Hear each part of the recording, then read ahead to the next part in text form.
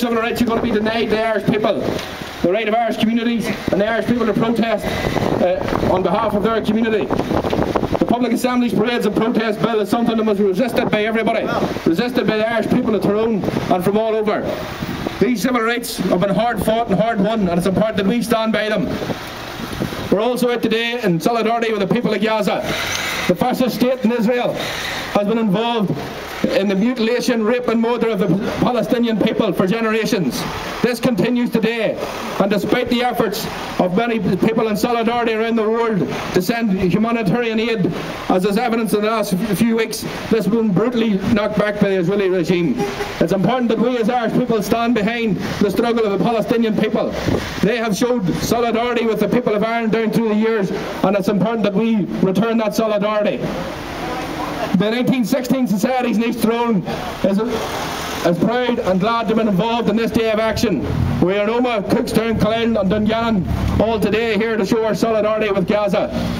We are proud to work with Independent Workers Union who have helped to organise and take the forerun in this protest. And I'd like to introduce the General Secretary of the Independent Workers Union, Mr. Tommy McKierney, for a few words. Thank you, Barry.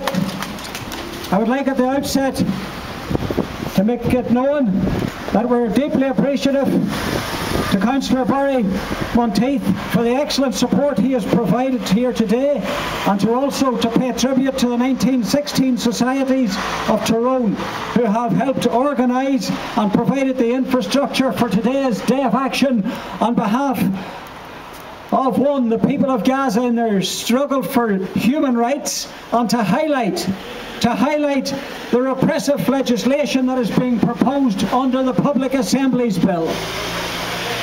If it were to be enacted, the Public Assemblies Bill that has been proposed by the office of the First Minister and the Deputy First Minister. In other words, Peter Robinson and Martin McGuinness are advocating the passing of legislation that, with its full enactment, would mean that a protest cannot be held without giving 37 days notice to the authorities. This is an extremely anti-democratic measure. Just think of it. Any protest with over 50 people being held in a public place is going to require 37 days notice to be handed in to the authorities. Think of that, my friends, when you think of the full impact of this legislation, not just on organised labour, not just on the trade union movement, but on society in general. Any incident, if the BNP with its fascist leanings and racist tendencies was to visit this town this evening, would be required that we would give 37 days notice to the authorities. The BNP with their crooked swastika would be long gone before the people of this town, the good, decent and democratic people of Tyrone, would have the opportunity to voice their revulsion at the message of the BNP.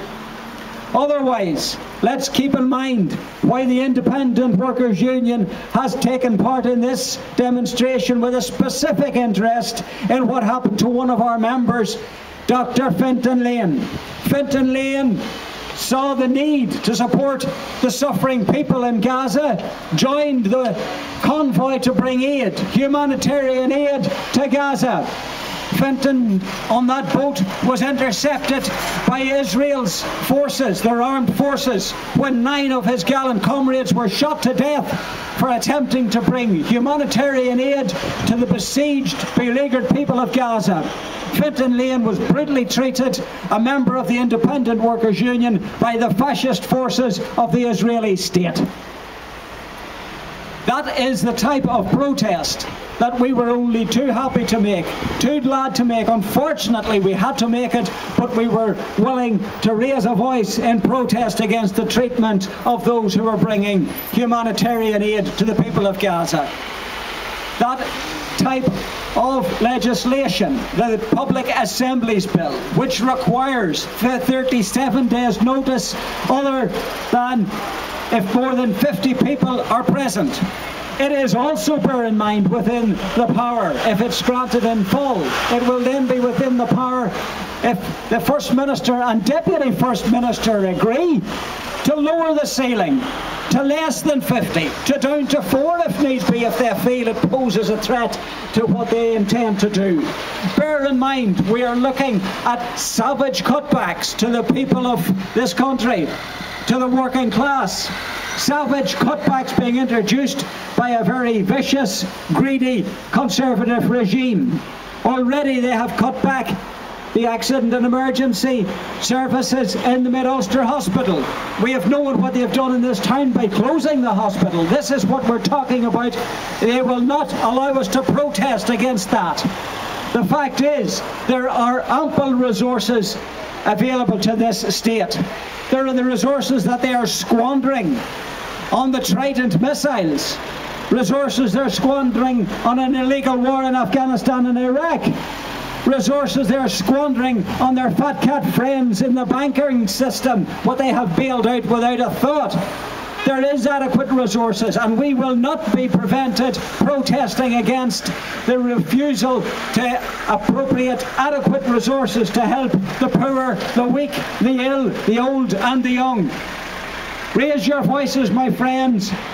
Refuse to accept this piece of repressive legislation in a country that has experienced repressive legislation and the impact of repressive legislation for far too long.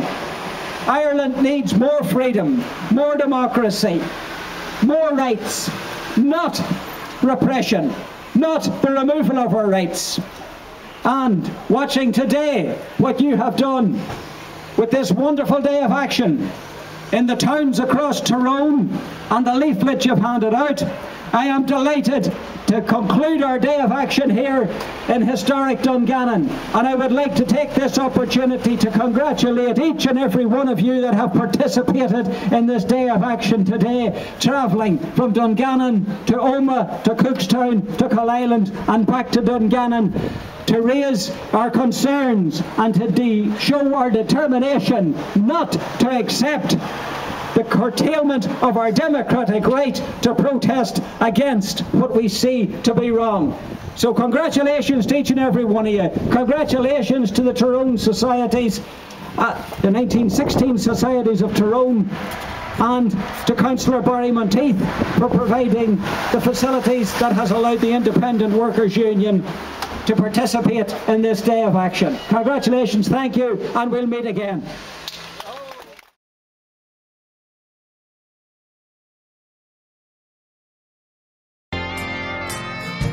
There are times, I know, when it's so hard just to put one foot in front of the other and keep breathing.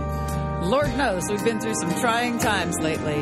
And after enduring so many setbacks, we can begin to wonder if our lives, our work, mean anything. But still, I keep believing, because we can never know exactly where we stand in history. Think of the thousands of people who spent 10 or 20 years of their lives trying to get Nelson Mandela released from prison. Some of them died, perhaps broken-hearted, without learning the happy ending to that story. And so I say, hold on to hope with both hands. I'm going to share with you words from Dr. King that have given me the strength to carry on many times. And I hope that these words, inspired by sacred song and Unitarian philosophy, lift you up and give you the courage to keep on.